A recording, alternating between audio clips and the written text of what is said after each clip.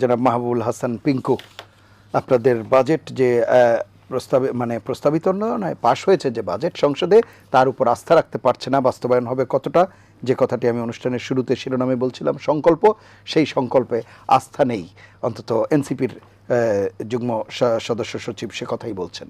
এই এনসিপি এবং যারা আজকে এনসিপির নেতৃত্ব দিচ্ছেন, এই সমস্ত ছোট ভাইরা আজ থেকে 25 বছর আগে তাদের বয়স কত ছিল সেটা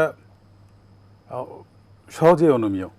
অর্থাৎ রাজনীতির মাঠে তারা তখন থাকার মতো বয়স তাদের ছিল না। আজকে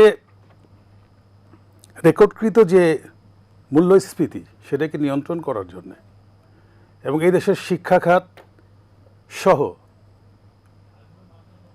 আপনার যে বিশাল একটা পরিবর্তনের জন্যে বর্তমান সরকার যে 9 লক্ষ কোটি টাকা, 9 লক্ষ প্লাস 9,38,000 কোটি টাকার যে বাজেট আজকে পাশ করলো, এই 25 বছর আগে 2001 সালে এই বাজেট কত ছিল?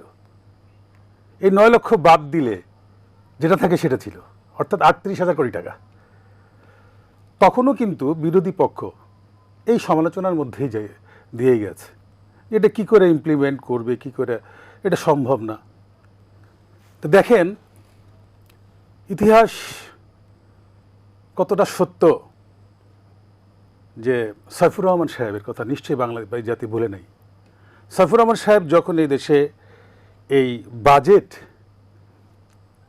ইমপ্লিমেন্ট করার জন্য, যখন সে টাকা খোঁজার জন্য সে যখন এই বৈজ্ঞানিক উপায়টাকে সামনে নিয়ে আসলো, অর্থাৎ ভ্যাট ট্যাক্সের জায়গাটা, তখন কিন্তু অনেকেই এটা নিয়ে কিন্তু সমালোচনা করেছে, কিভাবে দিবে দেশের মানুষ, গরিব মানুষ। তো তখনকার সে 38,000 কোটি টাকা, সেটাও যেমন বাজেট পার করে ফেলেছে। পরবর্তীতে 2024 সালে, এই যে 25 বছর পরে এসে এই আওয়ামী লীগ সরকার, তারা কিন্তু 7 লক্ষ কোটি টাকা, 7,502,000 কোটি টাকা বাজেট কিন্তু তারা দিয়েছিল। অর্থাৎ 38,000 কোটি টাকা 2001 থেকে 23 বছর পরে এসে কত হলো? 7 লক্ষ কোটি টাকা হয়েছে। তো সমালোচনা তো আমরা করব যে গরিব মানুষ কীভাবে দিবে। এদেশের এই গরিব হাল থেকে, এই গরিবানার যে হাল হকিকত, আজকে যদি আমরা তাকাই, 1971 সালে একটা দেশ তৈরি হলো, নতুন একটি দেশের অভ্যুদয় হলো।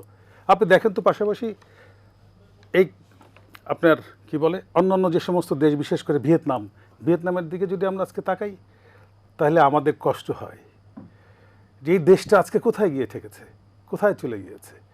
সারা বিশ্বে আজকে ভিয়েতনাম, মেড ইন ভিয়েতনাম মানেই হচ্ছে একটা স্পেশাল আইটেম। এবং তাদের দেশটাকে দিকে যদি আমরা তাকাই, তাহলে সত্যি চোখে পড়ে যে দেশের অনেক উন্নতি হয়েছে, যেটা আমরা করতে পারি নাই। তাহলে আমরা পিছিয়ে আছি, এই সমালোচনার জায়গা থেকে আমাদেরকে বের হয়ে আসতে হবে। এনসিপির ভাইরা আজকে নতুন রাজনীতিতে আসছে, তারা শিক্ষিত, শিক্ষা দীক্ষা লাভ করে এসেছে, তারা তো অবশ্যই আলোচনার মধ্যে আসবে। তাতে একটু আগে একটা কথা বললো শিশির, যে খারাপটাকে সে খারাপ বলবে, ভালোটাকে সে ভালো বলবে, এটা তার নেচার, এটা আমি তাকে ওয়েলকাম করি। কিন্তু আপনি যখন 38,000 কোটি টাকা পাস করে এসেছেন, 7 লক্ষ কোটি টাকাও অতিক্রম করে এসেছেন, এখন আপনি 9 লক্ষ কোটি টাকা যখন এই সরকার দিয়েছে, তখন কিন্তু তারা বলেছে যে এই যে রেকর্ডকৃত যে মূল্যস্ফীতি, এটাকে নিয়ন্ত্রণ করার জন্যে, স্বাস্থ্য খাতকে আরও এগিয়ে নিয়ে যাওয়ার জন্যে। কারণ আমরা অন্যের উপরে আজকে ভারতে যেতে হয় আমাদের স্বাস্থ্য, আমাদের ভালো চিকিৎসার জন্য। এই চিকিৎসা খাতটাকে যাতে আরও এগিয়ে নেওয়া যায়, আধুনিক করা যায়, সেটার জন্য সেই খাতে তো প্রত্যাশিত বরাদ্দ নেই। সেই বরাদ্দ অবশ্যই সে বরাদ্দ আছে। এবার স্বাস্থ্য খাতে আছে, জলবায়ু খাতে আছে। আপনি দেখছেন যে সারা এই পৃথিবীতে এখন একটি ডিজাস্টারের মুখে দাঁড়িয়েছে, সেটা হচ্ছে ভূমিকম্প। প্রায় প্রতিনিয়তই ভূমিকম্প হচ্ছে। এই যে সম্প্রতি ভেনিজুয়েলায় যে কি এখন পর্যন্ত, মানে দে হ্যাভ বিন সাফারিং, মানে তারা মনে করেন যে বাঁচার জন্য তারা ট্রাই করতেছে। কয়েকদিন আগে ফিলিপাইনে হয়েছে, জাপানে হয়েছে, এই যে ভারতে হয়েছে, আফগানিস্তানে হয়েছে, বাংলাদেশে প্রায় হচ্ছে। একটা বড় ধরনের শিশির কিন্তু বলছেন যে দলীয়করণের বিষয়টি রয়েছে, এই 4 মাসেই উনি বলছেন যে বেশ কিছু ইঙ্গিত পাচ্ছেন, সেই বিষয়ে আপনার বক্তব্য? না, ওনারা ইঙ্গিত তো পাবে, ইঙ্গিত পাওয়া তো খুব সহজ। কিন্তু আপনি দেখেন তো দলীয়করণের জায়গায় আজকের একটা ঘটনাই দেখেন, কি ঘটনা? এই যে একটি রায়কে কেন্দ্র করে, একটি আদালতের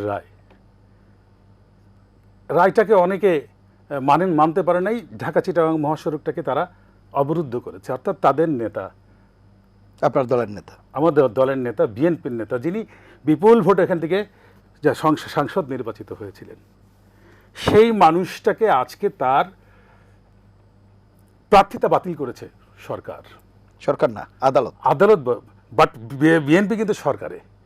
তো বিএনপির একজন সাংসদের আজকে তার প্রার্থিতা বাতিল হয়ে গেল।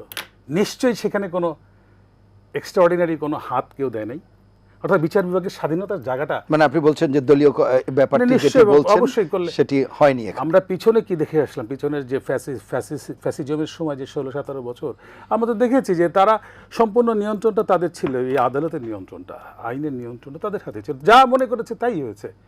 তো বিএনপিকে, জনাব তারেক রহমানের সরকারকে এটা করতে পারতো না তার একজন সাংসদকে বাঁচানোর জন্যে? কই, সেটা তো নিশ্চয়ই করে নাই। করলে তো আর আজকে এই রায়টা হতো না। তাহলে আপনারা মন গড়া কথা বলবেন, এবং এটা শোনার জন্য জাতি প্রস্তুত আছে যে খামাখা কথা এরা বলবে, আমরা শুনবো, কিংবা এক কান্দে শুনবো আর এক কান্দে বের করে দেবো। তবে ওই যে ইমপ্লিমেন্টের যে জায়গাটা, 9 লক্ষ কোটি টাকা, 9 লক্ষ প্লাস 9,38,000 কোটি টাকা, এই টাকাটাকে যদি এখান থেকে যদি উৎপাদন করতে হয়, তাহলে সেই ক্ষেত্রে কিছু নিয়মের ব্যত্যয় তো ঘটবে। আপনার উপরে কর চাপানো হবে, আমার উপরে কর চাপানো হবে, যারা রিক্সা চালায় তাদের উপরে কর চাপানো হবে, সবার উপরে কর চাপানো হবে। কারণ এই দেশটা 50 বছরে অনেক পিছিয়ে গেছে, আমরা অনেকের থেকে অনেক পিছিয়ে আছি, আমাদেরকে এগিয়ে যেতে হবে। আমরা এতই যদি সুখের সাগরে বাঁচতে থাকি এবং আমরা যদি পশ্চাৎপদ হতে থাকি, তাতে তো কোনো লাভ হলো না। তো আমরা নতুন চাচ্ছি যে নতুন একটা কিছু আমরা চাই, পিছনে যাই হয়েছে, এখন বর্তমান সরকার ভালো কিছু করুক। ভালো কিছু করতে গেলে তো আপনাকে এই লাইনে যেতে হবে। তো আপনাকে এখন দেখেন যে তারেক রহমানের সরকার, সবাই মিলেই দেশটাকে গড়তে হবে। সবাই মিলে দেশটাকে গড়তে হবে।